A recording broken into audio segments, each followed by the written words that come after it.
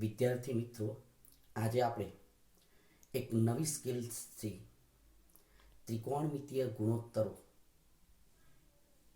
જે ખૂણાઓ છે એના માપ આપણે કેવી રીતના શોધી શકીએ એ હું તમને બતાવીશ.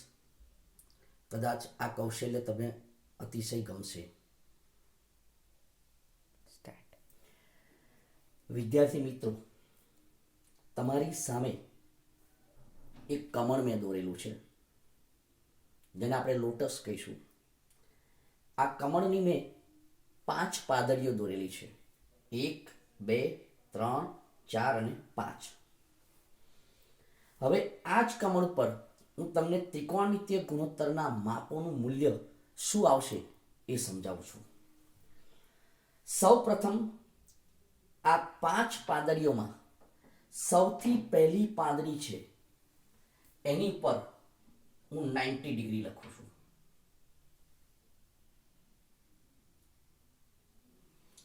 પછીની બીજી પાદળી પર હું 60 ડિગ્રી લખું છું. પછીની જે વચ્ચેની પાદળી છે એની પર હું 45 ડિગ્રી લખું છું. ત્યાર પછીની પાદળી પર 30 ડિગ્રી લખું છું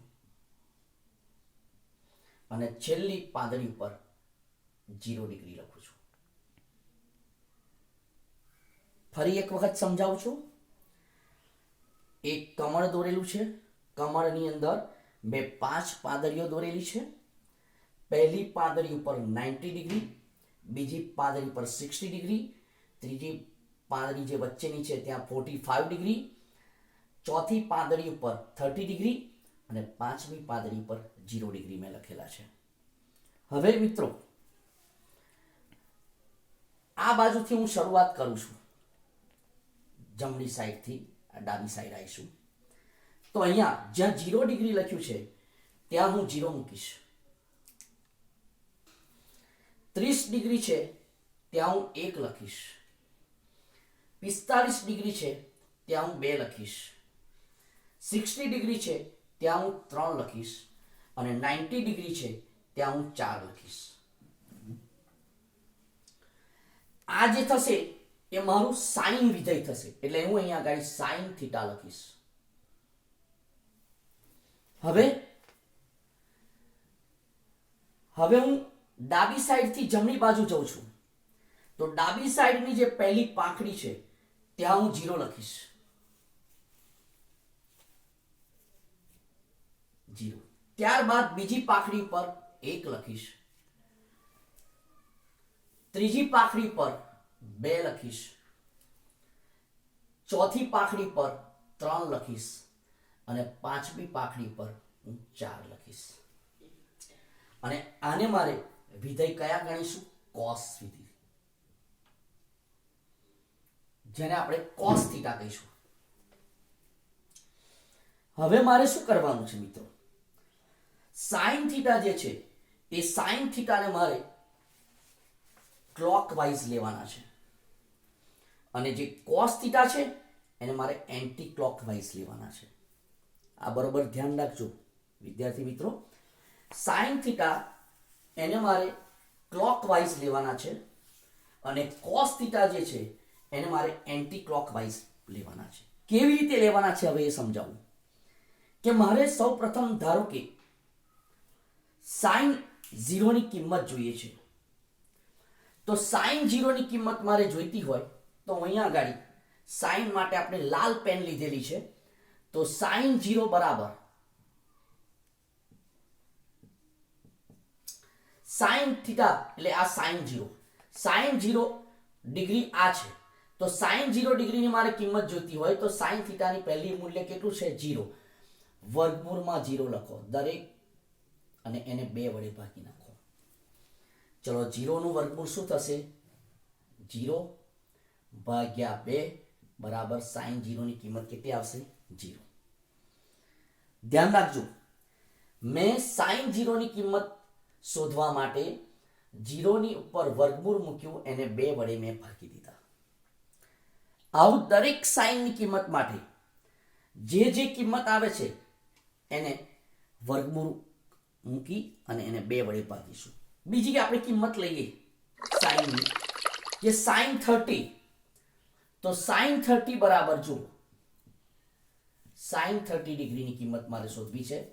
તો સાઈન 30 બરાબર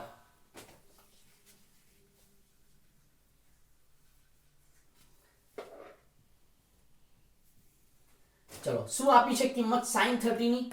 સાઈન વિધેય 1 છે, તો એને વર્ગમૂળમાં લઈ લઈએ, ભાગ્યા 2 વડે ભાગી દો, માટે કિંમત કેટલી આવશે? સાઈન 30 બરાબર 1/2 મળી ગયા.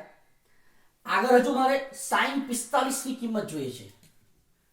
તો સાઈન 45 ડિગ્રી બરાબર સાઈન ની કિંમત જુઓ 45 ઉપર કેટલી છે? 2. વર્ગમૂળમાં 2 ભાગ્યા 2 બરાબર વર્ગમૂળ 2 છેદમાં વર્ગમૂળ 2 ઇન્ટુ વર્ગમૂળ 2 એમ લખી શકાય. વર્ગમૂળ 2 ગયા, જવાબ 1/√2. તો સાઈન 45 ની કિંમત આપણને કેટલી મળશે? 1/√2. હવે સાઈન 60 મારે જોઈએ છે. તો સાઈન 60 બરાબર કેટલા છે? 3. તો 3 નું વર્ગમૂળ લઈ લો અને એને 2 વડે ભાગી દો. તો સાઈન 60 ની કિંમત વર્ગમૂળ 3/2. હવે મારે સાઈન 90 જોઈએ છે. તો સાઈન 90 બરાબર સાઈન 90 ની કિંમત કેટલી છે? 4.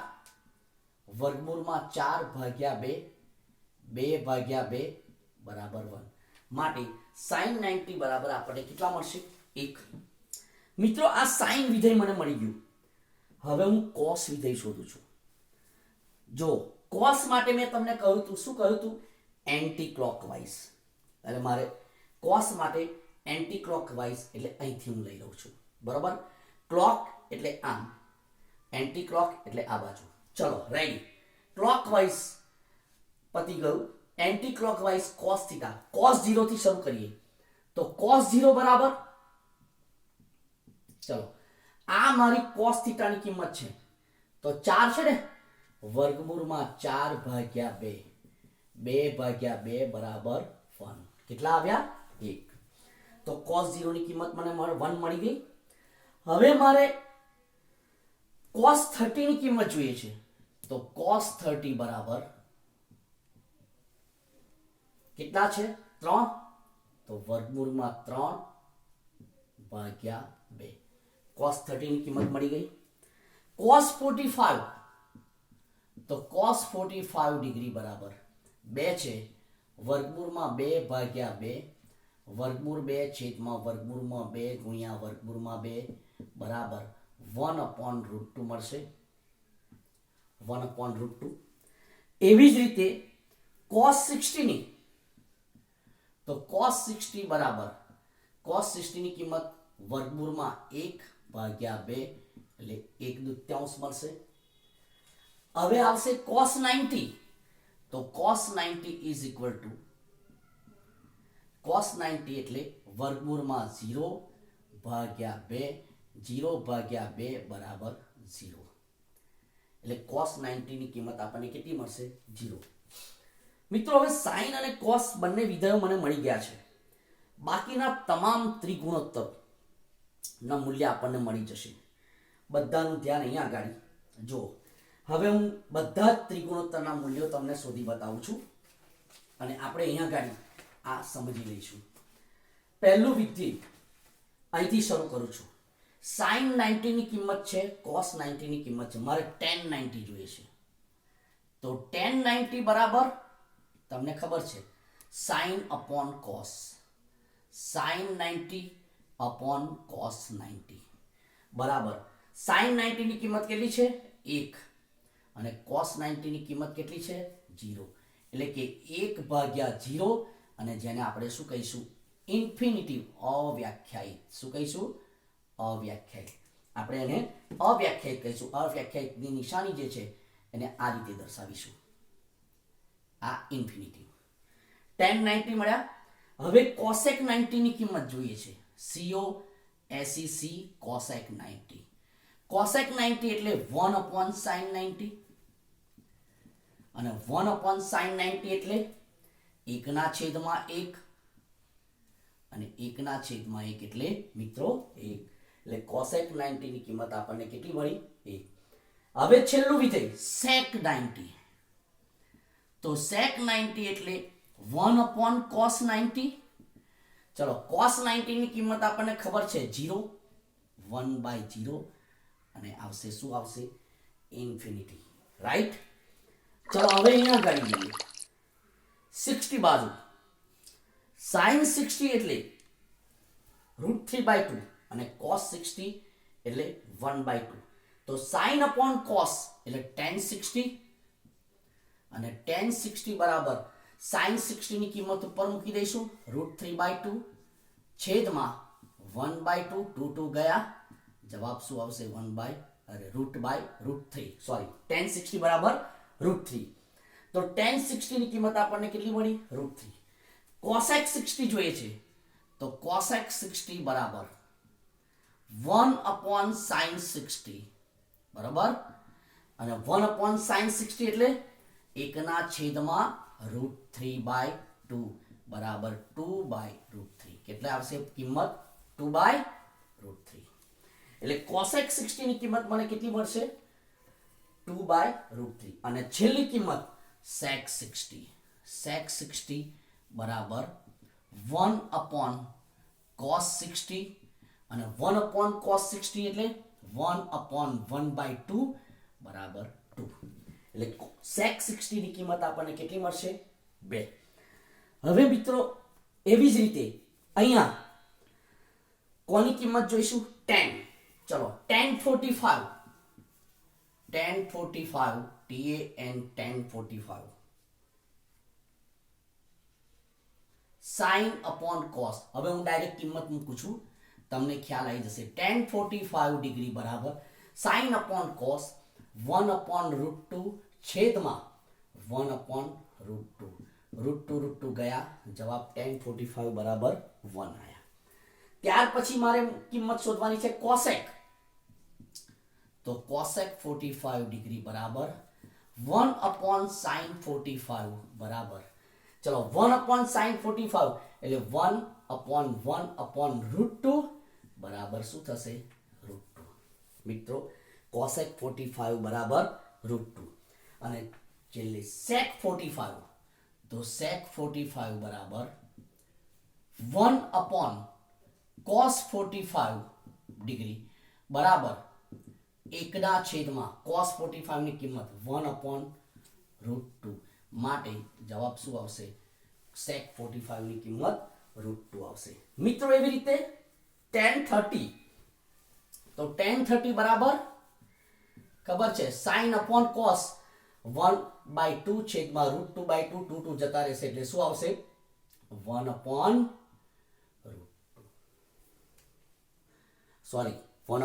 √3.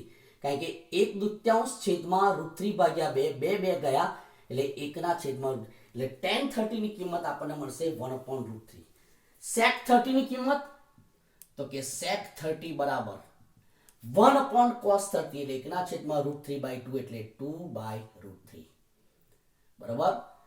અને આવી રીતના આપણે cosec 30 ની કિંમત પણ મેળવી શકીએ છીએ. COSEC cosec 30 બરાબર 1 upon sin 30 અને 1 upon sin 30 એટલે 1/2 એટલે અહીંયા આવશે 2. માટે cosec 30 ની કિંમત આપણને કેટલા મળશે? 2. ચલો મિત્રો છેલ્લું હવે sin 0 upon cos 0 એટલે tan 0. તો tan 0 ની કિંમત 0/2 0/1 બરાબર 0. માટે tan 0 ઇઝ ઇક્વલ ટુ કેટલા આવશે? 0/1 બરાબર 0. ત્યારબાદ cosec 0. તો cosec 0 બરાબર 1 upon sin 0. sin 0 ની કિંમત કેટલી છે? 0. 1/0 બરાબર ઇન્ફિનિટી. માટે cosec 0 બરાબર ઇન્ફિનિટી. અને છેલ્લે sec 0. તો sec 0 એટલે 1 upon cos 0. 1 upon cos 0 ની કિંમત 1 ના છેદમાં 1 બરાબર 1. માટે sec 0 ની કિંમત આપણને કેટલી મળશે? 1 મળશે. તો મિત્રો અહીંયા તમારી સમક્ષ આ કમળની અંદર તમામ ત્રિગુણોત્તરોને મેં ખીલવી દીધા છે. અને તમામ ત્રિગુણોત્તરના જે મૂલ્યો છે 0 degree, 30 degree, 45 degree, 60 degree, 90 degree, એમને ખીલવીને આ કિંમતો આપણે મેળવી છે. તો મિત્રો, આ રીતે પણ આ કૌશલ્ય દ્વારા પણ આપણે આ કોઠાને યાદ રાખી શકીએ છીએ. અને કમળ તો આપણું પ્રિય પુષ્પ છે, જે ખૂબ જ પ્રિય પુષ્પ છે. તો એ પુષ્પને ના આધારે આપણે આ તમામ ત્રિગુણોત્તરને કિંમતોને ખેલવીને અહીંયા તમારી સમક્ષ હું રજૂ કરું છું.